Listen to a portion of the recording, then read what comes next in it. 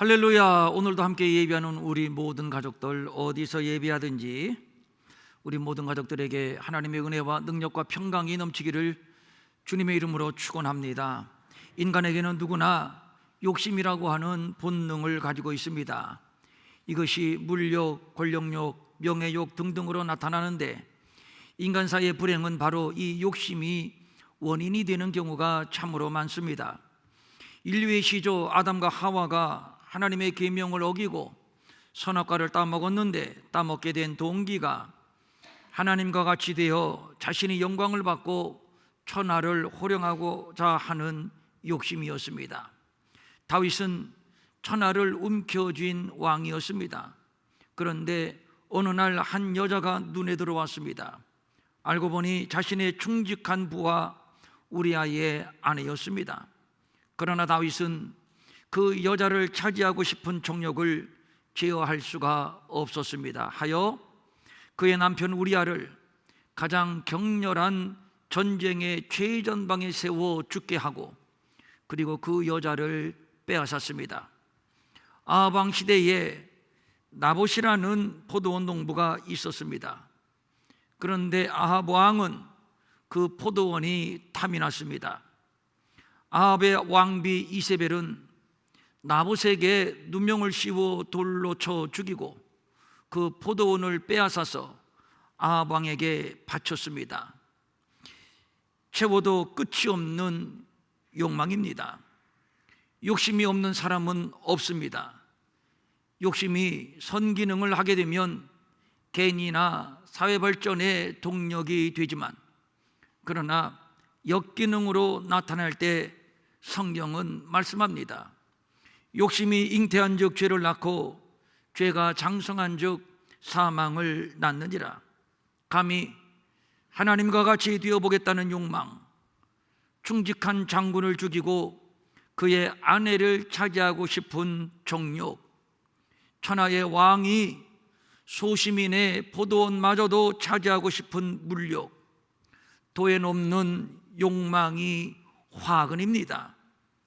99섬 가진 사람이 한 섬 가진 자의 그 한 섬마저 탐한다는 속담이 있습니다. 한 섬마저도 빼앗아 100섬을 만들고 싶어하는 극단적인 인간의 욕망을 말하는 겁니다. 그런데 막상 100섬을 채웠다 해도 그 사람에게는 1000석을 채우고 싶은 욕망이 또 꿈틀댈 겁니다. 인간의 욕망은 한도 끝도 없습니다. 요즘 LH 직원들의 투기 사건으로 인해서 나라가 벌집을 쑤신 것처럼 되어버렸습니다만, 제도가 문제가 아니라 탐욕이 문제입니다. 우리 안에 탐욕을 절제하지 아니하는 한 어떤 정책도 백약이 무효일 것입니다.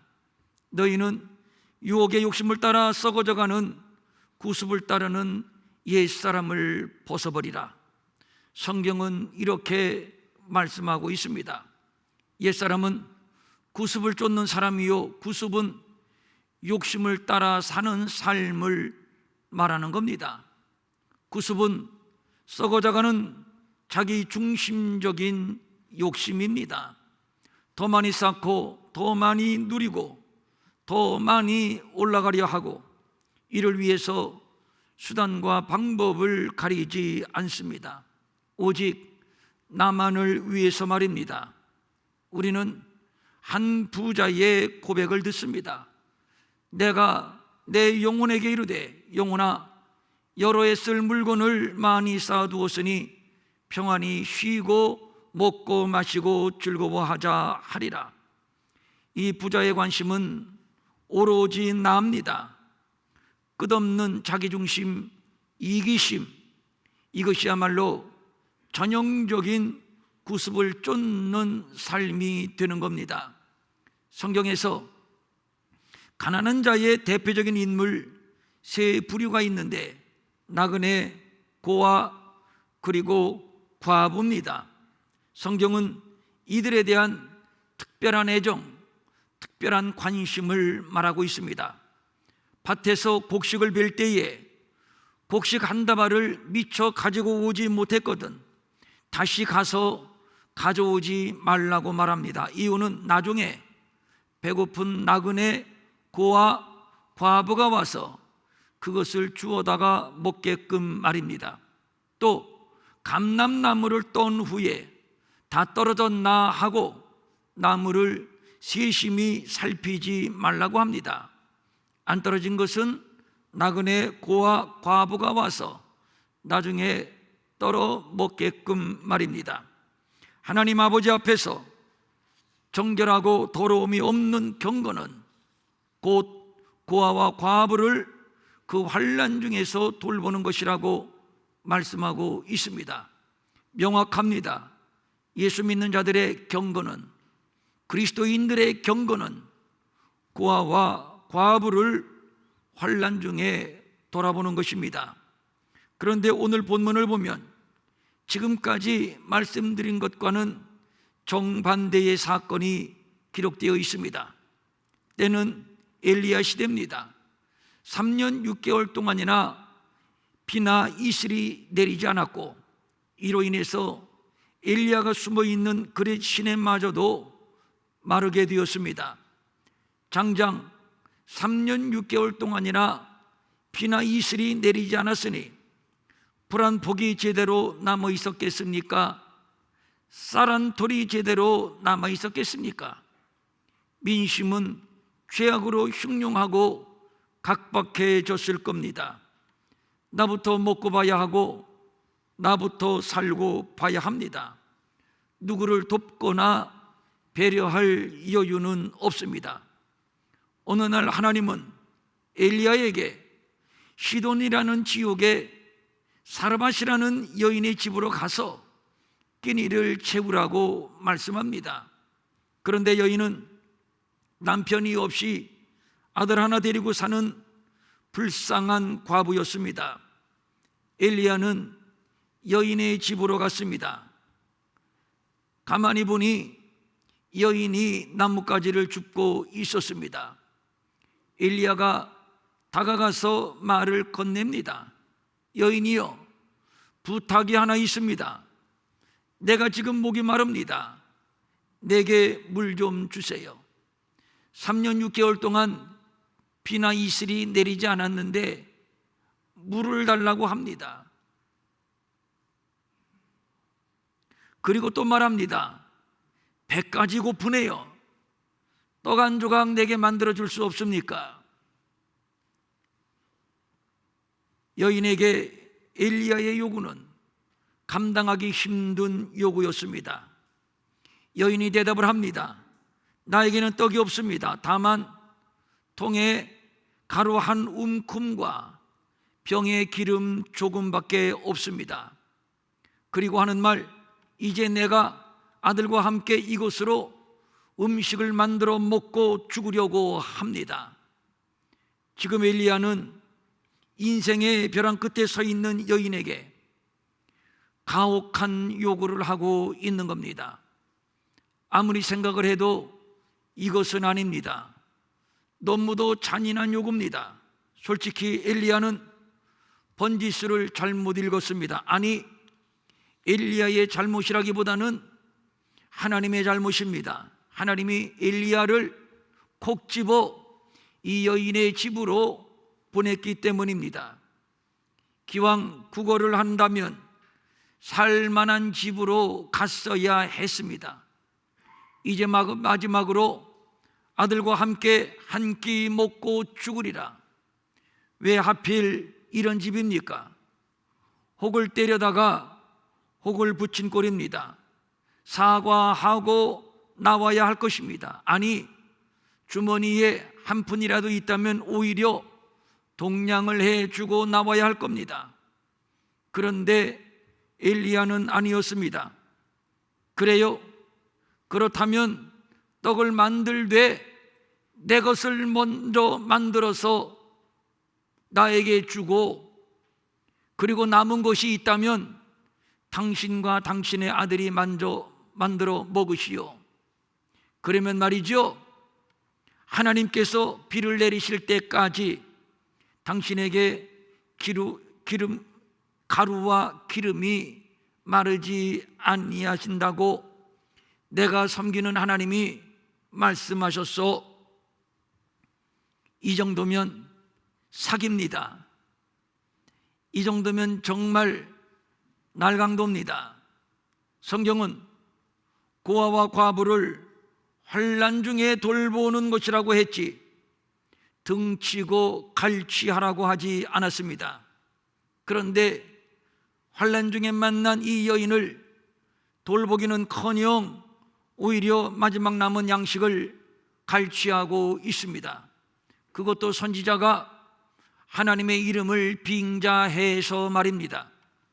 사전이라고 하는 말의 사전적인 의미는 다른 사람의 것을 을러매어 억지로 빼앗는 겁니다.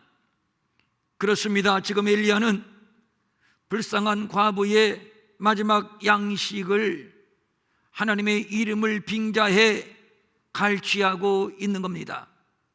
조폭도 이러지는 않을 겁니다. 아무리 선지자라 해도 이런 경우는 무시해도 괜찮을 겁니다. 자신과 아들의 생명이 이 마지막 양식에 달려 있는데 누가 봐도 이것은 갈취요 사기입니다.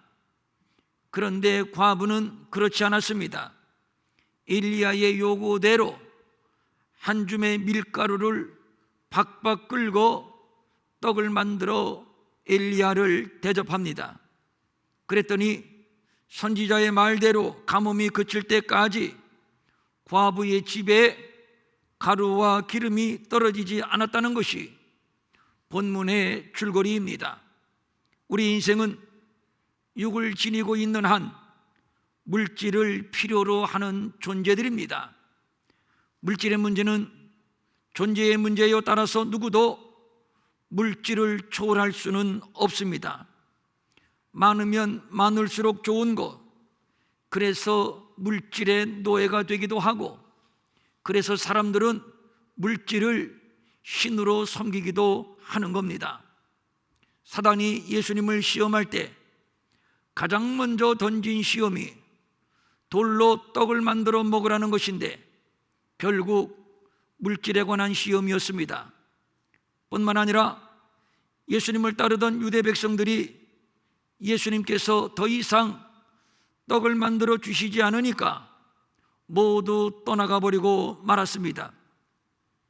물질 때문에 살고 물질 때문에 죽고 물질 때문에 예수를 떠나기도 하고, 그래서 성경은 하나님과 재물을 겸하여 섬길 수 없다고 말하면서 물질을 하나님과 견줄 만큼의 권세를 말하고 있습니다. 누구는 무소유를 말하기도 합니다만 무소유를 말하는 것 자체가 물질로부터 자유하지 못하다는 역설입니다. 더구나 오늘 본문의 과부는 한 끼 먹을 분량의 양식이 전부입니다. 이곳으로 한 끼 해 먹고 후에는 죽을 겁니다. 그러므로 과부에게 한 끼의 양식은 한 끼 분량의 생명이요 꺼져가는 순간의 심지라고 할 수 있을 겁니다. 이런 과부에게 그 한 끼마저 내놓으라고 하는 것은 너의 마지막 남은 생명의 순간까지 내게 내놓으라는 것과 마찬가지입니다.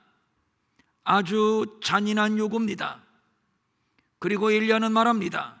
그렇게 하면 이후에는 네게 먹을 것이 떨어지지 아니하리라. 그런데 여인은 그 말을 믿었습니다. 여인은 그 말씀에 순종했습니다. 박박 끌고 떡을 만들어 선지자에게 갖다 주었습니다. 그랬더니 엘리야의 말 그대로 가뭄이 끝날 때까지 먹을 것이 떨어지지 않았다고 말씀하고 있습니다. 이 사건에서 깨닫게 되는 교훈이 있습니다. 사람의 생명은 하나님께 달려 있다는 겁니다. 한 끼 먹고 죽으리라. 여인은 죽음을 생각하고 있습니다. 그러나 하나님의 생각은 다릅니다. 죽지 않습니다. 하나님이 살릴 것입니다. 어리석은 부자에게 하신 하나님의 말씀이 생각이 납니다. 오늘 밤에 내가 내 영혼을 도로 찾는다면 너의 그 많은 재물이 누구의 것이 되겠느냐? 생명을 거두시는 하나님, 생명의 주권이 하나님께 있다는 얘기입니다. 하나님은 생명의 주인이십니다. 먹을 것이 없다고 죽는 것이 아니고 또 먹을 것이 많다고 안 죽는 것이 아닙니다. 병들어 죽는 것이 아니라 하나님이 거두실 때가 된 것입니다. 먹고 마실 계획을 가졌지만 그날 밤에 생명을 거두시는 분은 하나님이십니다. 왜 이것을 모르는지 모르겠습니다. 생사의 권리, 행불행의 권리는 하나님께 있습니다. 섣불리 죽겠다는 생각을 한다거나 이대로 망할 것이라는 절망에 사로잡혀서는 안 될 겁니다. 하나님은 죽이시는 분도 아니고 망하게 하시는 분도 아닙니다. 하나님은 살리시는 분입니다. 오늘 여인에게 마지막 남은 양식을 가지고 오라는 것은 그 마지막 양식을 가지고 오라는 것은 살리기 위함이었습니다. 도둑이 오는 것은 도둑질하고 죽이고 멸망시키려는 것뿐이요, 내가 온 것은 양으로 생명을 얻게 하고 더 풍성히 얻게 하려는 것이라. 생명을 얻는 것, 더 풍성케 되는 것, 이것이 우리를 향하신 하나님의 소망, 하나님의 뜻입니다. 여인은 스스로 살 소망이 없다고 생각하여 먹고 죽으리라 생명을 포기했는데, 그런데 하나님은 이 여인을 포기하지 않으셨습니다. 여인의 신부는 시돈 사람 천한 이방인입니다. 죽든지 살든지 상관할 바가 아니요 상관할 가치도 없는 이방인입니다. 그런데 하나님은 그렇지 않았습니다. 여인에게 관심을 두셨고 여인을 살리기를 원하셨습니다. 온 천하 백성 가운데 불쌍한 한 여인까지도 귀하게 여기시는 하나님의 마음을 우리는 엿보게 됩니다. 수가성 한 여인을 굳이 만나려 하셨던 예수님의 마음이 바로 이 마음입니다. 그리고 중요한 것은 엘리야를 과부에게 보내신 것은 알고 보니 그 과부를 통해서 엘리야의 목숨을 부지하게 하려는 함이 아니라 오히려 이 여인을 살리기 위함이었다고 하는 것입니다. 관심 밖에 있는 땅, 관심 밖에 있는 인생들, 먹고 죽으리라 소망이 없는 인생들, 하루살이 같은 인생들, 그러나 하나님의 관심은 바로 그런 자들에게 있다는 사실입니다. 그러고 보니 우리 인생이 바로 사르밧 과부의 인생과 다를 바가 없습니다. 죄인으로 태어나 죄인으로 살다가 영원한 형벌의 운명적으로 죄인이었고 운명적으로 하나님과 원수였습니다. 그런데 곧 우리가 원수 되었을 때에 그의 아들의 죽으심으로 말미암아 하나님과 화목하게 되었습니다. 하나님과 원수된 우리를 화목하게 하시기 위하여 예수님은 이 땅에 오셨고, 하나님과 원수된 버려진 인생들을 위하여 물과 피를 다 쏟으시며 십자가에서 고난을 당하셨습니다. 하나님의 사랑이 우리에게 이렇게 나타나신 바 되었으니 하나님이 자기의 독생자를 세상에 보내심은 그로 말미암아 우리를 살리려 하심이라. 하나님의 이와 같은 사랑이 사르밧 과부를 살리셨습니다. 그 사랑이 마침내 우리를 살리셨습니다.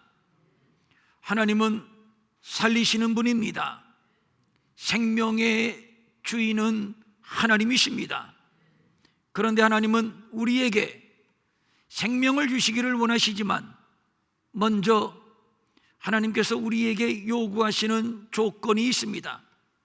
하나님의 선하심을 믿는 겁니다. 살리시는 하나님, 부욕해 하시는 하나님을 믿는 것입니다. 엘리야가 여인에게 와서 너의 마지막 남은 양식을 달라고 요구를 합니다.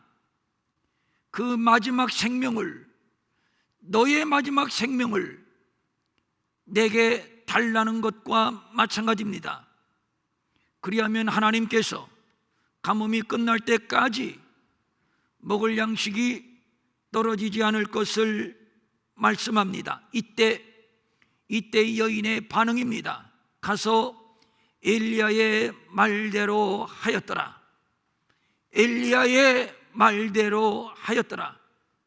여인은 자기가 소유하고 있는 마지막 물질, 자기가 소유하고 있는 마지막 생명에 대한 욕망을 버렸습니다. 아니, 버린 것이 아니라 하나님께 올려드렸습니다.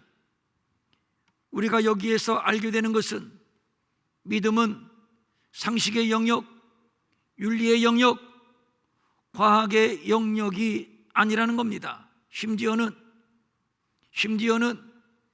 양심의 영역도 아니라는 겁니다. 믿음은 하나님을 신뢰하는 겁니다. 그리고 순종하는 겁니다. 이론을 들이대고 상식을 들이대고 윤리를 들이대고 또 양심을 들이댄다면 여인은 선지자에게 당신 내 꼴을 보고도, 내 처지를 보고도 그것마저 달라고 하는 것이요? 정말 당신의 하나님이 그렇게 말했소? 나는 동의할 수 없소.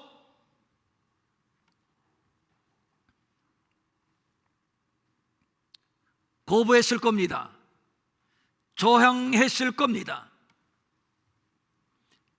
여인이 먹을 것을 선지자에게 대접하지 않는다고,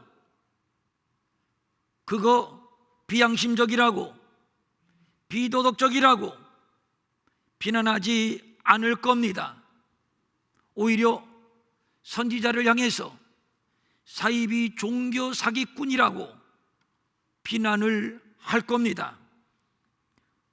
오늘의 시대를 살아가는 성도들에게 사르밧 여인의 믿음과 순종은 좋은 모델이라고 할 수 있습니다. 요즘 우리도 혹독한 가뭄의 시기를 살아가고 있습니다.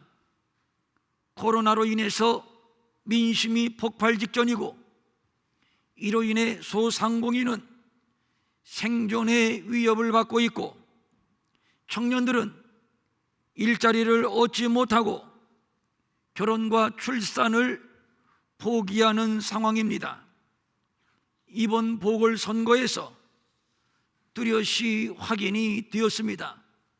나라에서 수십조 원의 돈을 풀어도 밑빠진 독에 물붓기이며 상처받은 국민들에게 위로가 되지 못하고 있습니다. 와중에 가족의 동반 자살, 이혼의 가정은 증가하고 있습니다. 아들과 함께 한 끼 만들어 먹고 죽으리라. 이 모습이 오늘 우리의 모습이 아닌가 싶습니다. 체념입니다. 절망입니다. 자포자기입니다. 이런 때에 사람들은 우리에게 묻습니다. 너희들이 믿는 하나님은 어디에 있느냐? 그런데 오늘 본문을 보면 여인이 엘리야의 말에 즉각적으로 순종을 했습니다. 순종의 동기를 추적하면 이렇습니다. 이스라엘의 하나님 여호와가 내가 나에게 먹을 양식을 만들어 주면 가뭄이 끝날 때까지 먹을 양식이 끊어지지 않을 것이라고 말씀하셨소이다 했더니 여인이 가서 엘리야의 말대로 하였습니다. 여인의 믿음은 첫째, 이스라엘의 하나님 여호와를 믿는 믿음이었고, 둘째, 선지자의 말을 믿고 순종했습니다. 엘리야는 이스라엘의 하나님 여호와에게로 지금 이 여인을 초대하고 있습니다. 이는 굉장히 중요한 의미를 갖습니다. 시돈 땅의 여인이 이제까지 믿고 따르던 신은 분명 바알과 아세라 같은 우상이었을 겁니다. 그런데 지금 엘리야는 내가 지금까지 믿었던 신은 죽은 신, 우상이니 버리라는 것이요, 참 신이신 이스라엘의 하나님 여호와의 백성이 되라는 겁니다.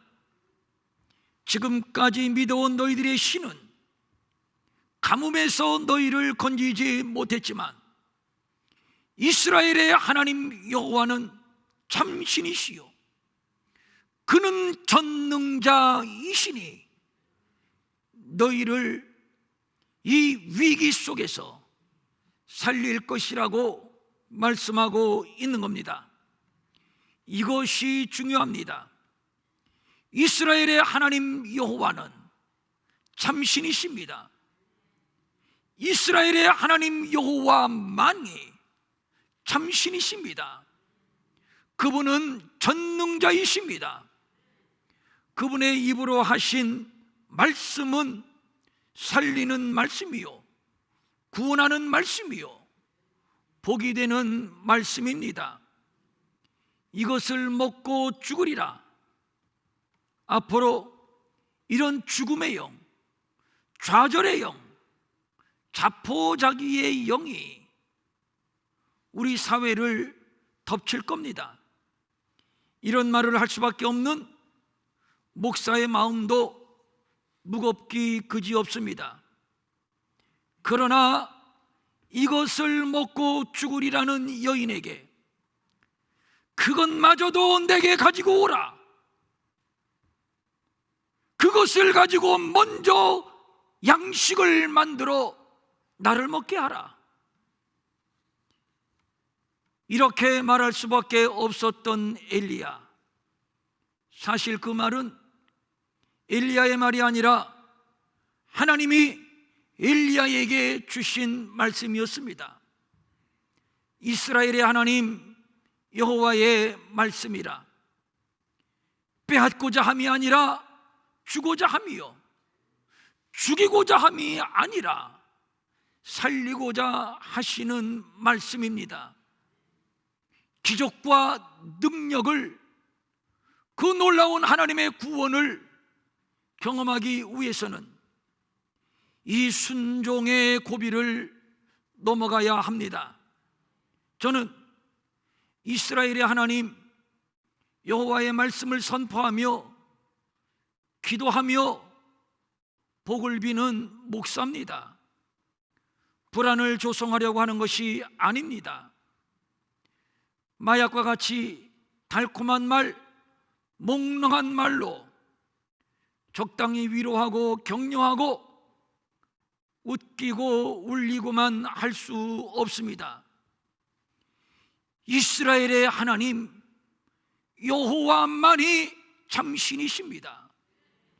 그분만이 우리의 영과魂과 몸을 구원하실 겁니다. 살리실 겁니다. 이 위난 속에서 우리를 구원하실 겁니다. 지금 우리에게 어떻게 우리 민족이 가뭄을 극복하고 우리와 우리의 자녀가 안전하게 생명을 보호받느냐, 이것이 과제지요. 이것이 우리 앞에 직면한 큰 문제입니다. 여호와께서 통에 가루가 떨어지지 아니하고 병에 기름이 없어지지 아니하리라고 말씀하셨습니다. 바로 이것입니다. 여호와의 말씀이 우리를 구원할 것이라고 말씀하셨으니 우리는 그 말씀을 붙들고 지키고 순종하며 나아가는 것, 이것밖에는 다른 방법이 우리에게 더 이상 없습니다. 가뭄의 때일수록 이스라엘의 하나님 여호와, 참되신 하나님을 신뢰하는 것입니다. 그의 말씀 속으로 들어가는 것입니다. 그리고 그 말씀을 붙들고 그 말씀을 믿고 그 말씀을 따라가며 그 말씀을 순종하는 겁니다. 어제 어느 분이 제게 이런 말씀을 하셨습니다. 목사님, 성경이 얼마나 재미있는지 하루에 30장을 훌쩍 읽어요. 거뜬히 읽어요. 얼마나 기뻤는지 모릅니다. 하나님의 말씀에 살 길이 있습니다. 중요한 것은 주의 종들은 이스라엘의 하나님 여호와의 말씀에, 오직 이스라엘의 하나님 오직 여호와의 말씀에 집중을 해야 합니다. 영감이 무뎌지면 안 됩니다.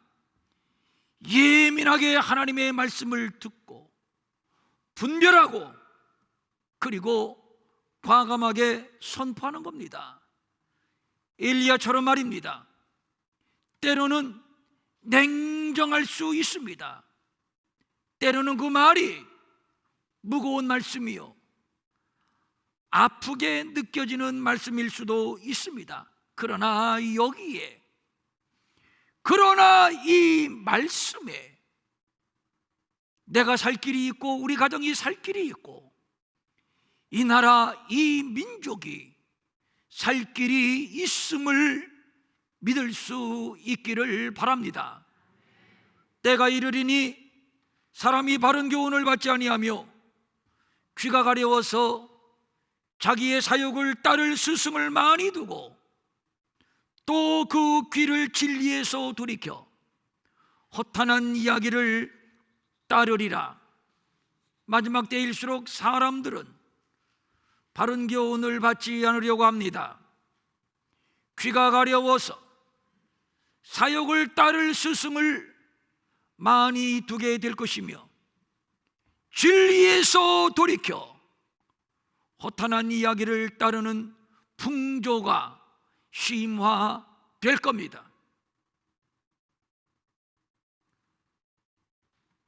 이런 때 두 종류가 있습니다. 시류에 맞춰서 듣기 좋은 말을 전해주고 억지로 아멘을 유도하고 억지로 순종을 유도하는 싹군 선지자. 둘째는 그럼에도 불구하고 그것마저도 내게 가져와라. 부담되고 무거운 말씀이지만 잔인한 말씀으로 여겨지지만 순종할 때 살 길이 여기에 있느니라. 과감하게 하나님의 말씀을 증거하는 종들이 있을 겁니다. 정말 이런 때일수록 엘리야처럼 깨어서 주의 말씀을 들으며 과감하게 그 말씀을 선포하며 죽어가는 영혼들을 살리는 하나님이 이 시대에 찾으시는 교회, 이 시대에 찾으시는 종들이 많이 일어나야 될 줄로 믿습니다. 가려운 귀만 긁어주는, 시원하게 해주는, 허탄한 이야기만 쫓는 어리석은 성도들이 되어서는 안 될 겁니다. 여인이 마지막 남은 식량을 선지자에게 바친 것은 마지막 남은 자기의 목숨을 하나님께 바친 순종이었습니다. 하나님은 그 순종을 받으셨습니다. 그 순종의 기름을 부으시고 가뭄이 끝날 때까지 먹을 것이 떨어지지 아니하게 하였고 그의 가족을 구원하셨습니다. 이렇게 우리 성도들이, 이 민족이 이렇게 이 가뭄을 돌파해야 합니다. 살 길은 하나님께 있습니다. 그를 믿는 믿음에 있습니다. 여기에 우리가 다시 회복되고 다시 살아나는 기적이 있습니다. 그릇에 물을 조금 가져다가 내게 마시게 하라. 내 손에 떡 한 조각을 내게로 가져와라. 무리한 말씀인가요? 그거 너무 우리 사정을 모르는 말씀 아니야? 해도 너무한 말씀이네. 이런 생각이 듭니까? 그러나 이스라엘의 하나님 여호와의 말씀에 살리는 능력이 있습니다.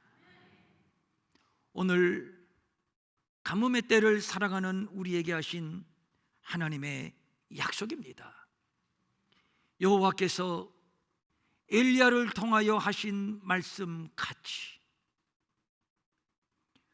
하나님의 약속의 말씀 같이 통의 가루가 떨어지지 아니하고 병의 기름이 없어지지 아니하니라. 이 같은 하나님의 구원, 하나님의 기적을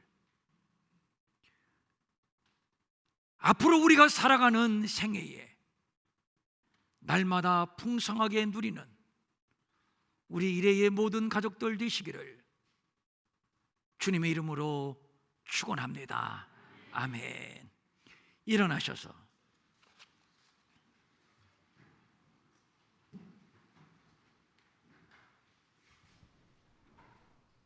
눈 감으시고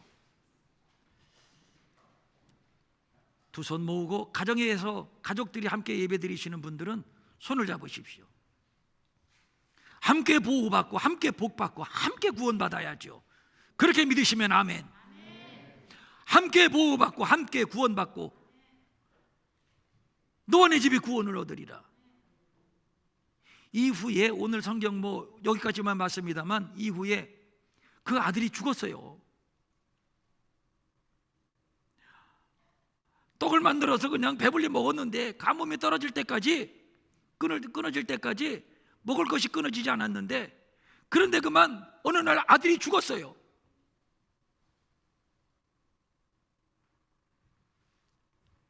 그런데 하나님이 그 아들을 살리셨어요.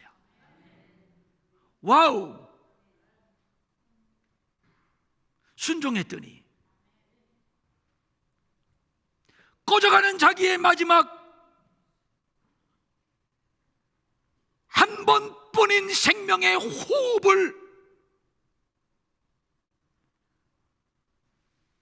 마지막 남은 한 번뿐인 마지막 호흡을 하나님께 바쳤더니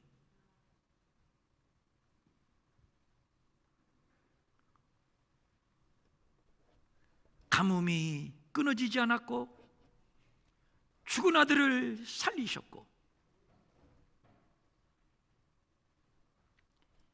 이게 믿음입니다. 아이고, 오늘 목사님 그렇지 않아도 힘든데 이거 집문서 가지고 오라는 거 아니야?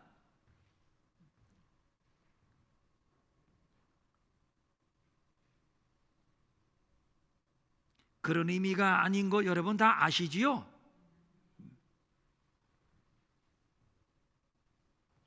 자,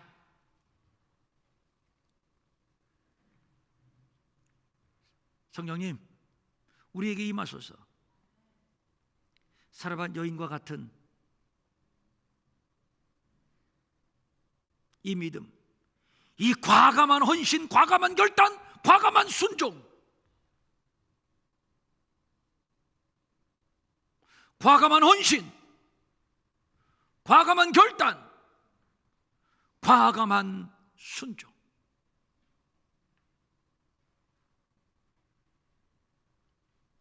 무모한 믿음이라고요? 무모한 믿음처럼 보여지십니까? 아닙니다. 아닙니다. 그 믿음, 그 순종에 하나님은 기적을 베푸셨습니다.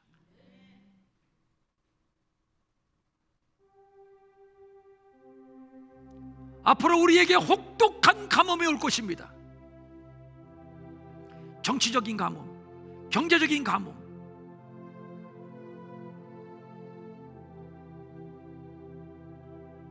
신앙생활의 가뭄,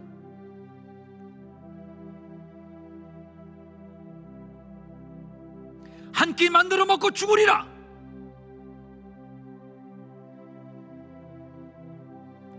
희망을 찾을 수 없는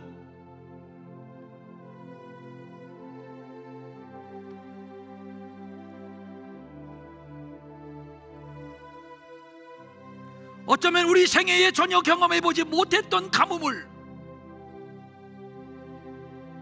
만나게 될 겁니다.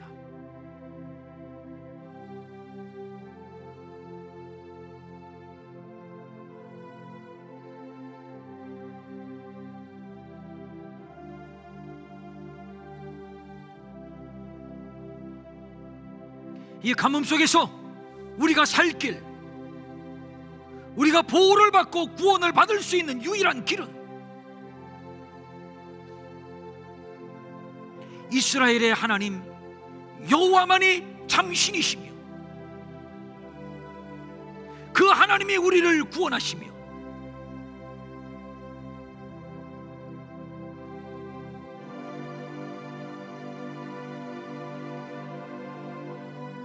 그 하나님께 소망을 두는 사람,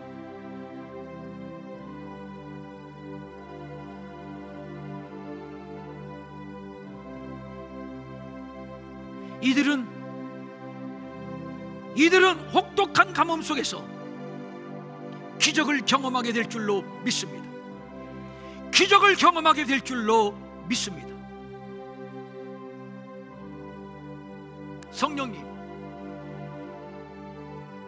성령님,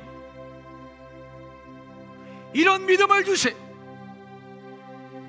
이런 순종을 주세요. 이런 결단을 주시옵소서.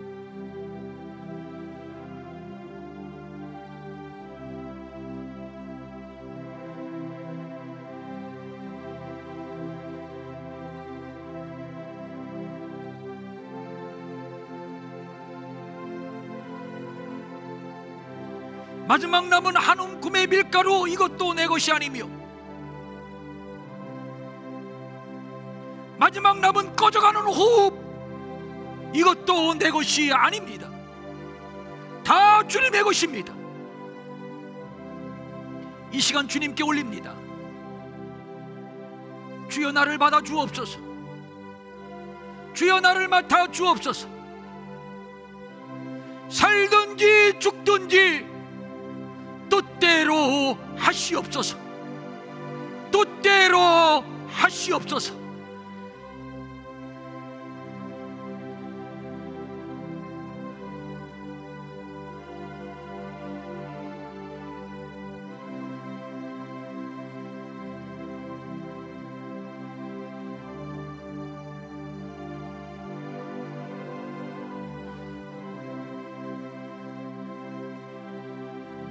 뜻대로 하시옵소서. 뜻대로 하시옵소서.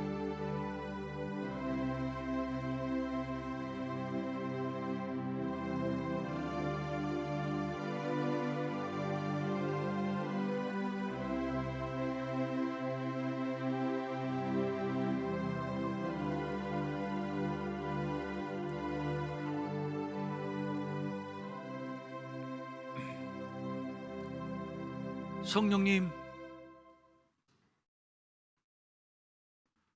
이 시간 우리에게 더 강하게 임하소서. 기름을 부으소서. 시시하게 흔들리고 시시하게 뿌리 뽑히고 뒹구는 낙엽처럼 흩날리는 믿음이 아니라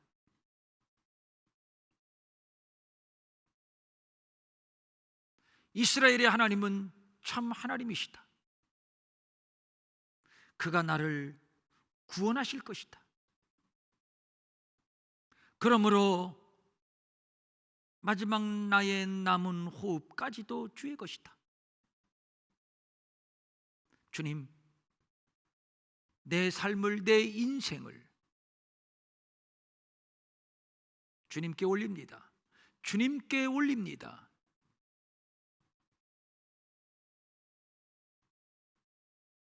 주님께 올립니다.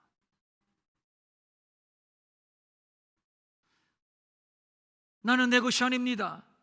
내 생명도 재산도 자녀도 내 것이 아닙니다. 다 주의 것입니다. 이 시간 주님께 올립니다. 주님께 올립니다. 주님께 올립니다.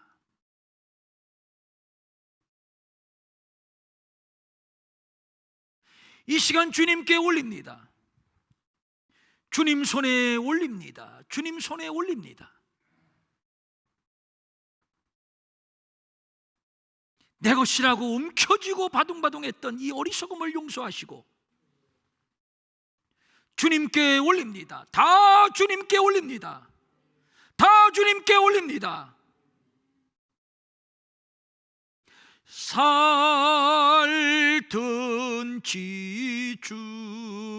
죽든지 뜻대로 하소서. 그런데 하나님은 이 여인을 살리셨습니다. 이 여인을 구원하셨습니다.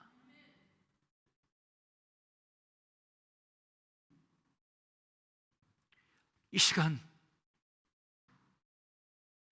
내 삶의 송두리째 전부를 주님께 올립니다. 주님께 올립니다. 주님, 받아주시옵소서. 주님, 받아주시옵소서.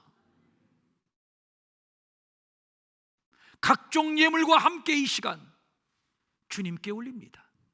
11조 주정헌금, 감사헌금, 선교헌금, 건축헌금, 구제헌금, 장학헌금,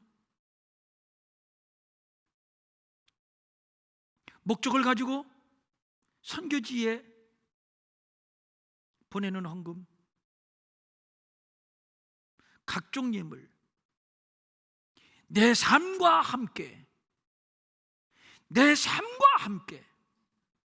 이 시간 주님께 올립니다.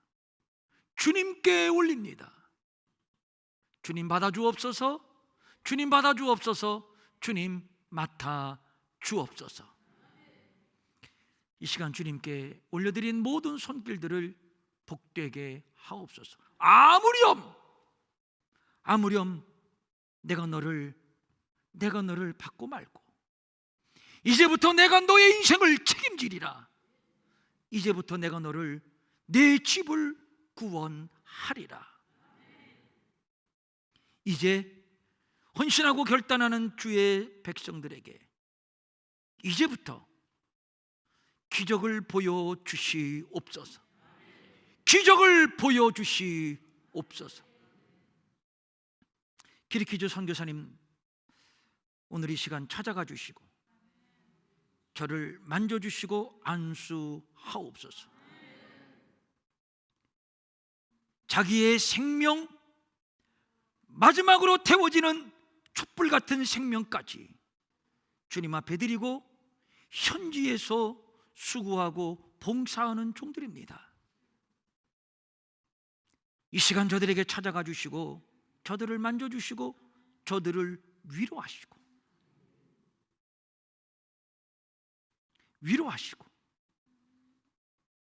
그리고 기적을 베푸사 다시 일으켜 주옵소서. 다시 일으켜 주옵소서. 카자흐스탄, 우즈베키스탄의 우리의 사역자들, 터키의 사역자들, 또 바누아투의 선교사님들, 그와 관계된 모든 종들, 그리고 이스라엘의 종들을 위해서 기도합니다. 또 반석기도원, 우리의 사랑하는 지체, 그곳에서 두 손 들고 기도하고 있습니다. 모든 종들에게 이 시간 찾아가 주시고 기름 부으소서. 영육 간에 더 강건하고 더 크게 역사할 수 있도록 영권을 7배나 더하여 주시옵소서. 우리 가운데 병든 자 있습니까? 특별히 우리의 자녀들 가운데 병이 들어서 병원에 있고 치료받는 우리의 자녀들이 있습니다. 이 시간 태의 생명을 기다리는 자들도 있습니다.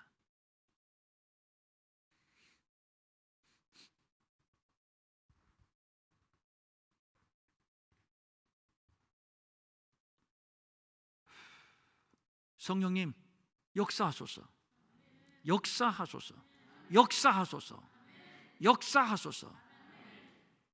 이 시간 어느 곳에 있든지 성령님 그들에게 임하소서. 치유의 기름을 바르소서. 태의 문은 열리고 생명은 잉태되어 여호와를 섬기는 믿음의 가문을 잇게 하옵소서. 마음은 원이지만 가진 것이 없어 드리지 못해 민망히 여기는 성도들을 위로하시고 저들에게도 물질 주셔서 한 가지로 주님 앞에 바치며 쓰며 도우며 사는 풍성함이 있게 하여 주시옵소서. 이제는 우리 주 예수 그리스도의 은혜와 하나님 아버지의 무한하신 사랑과 성령님의 감화 감동과 위로와 안위와 능력과 평강이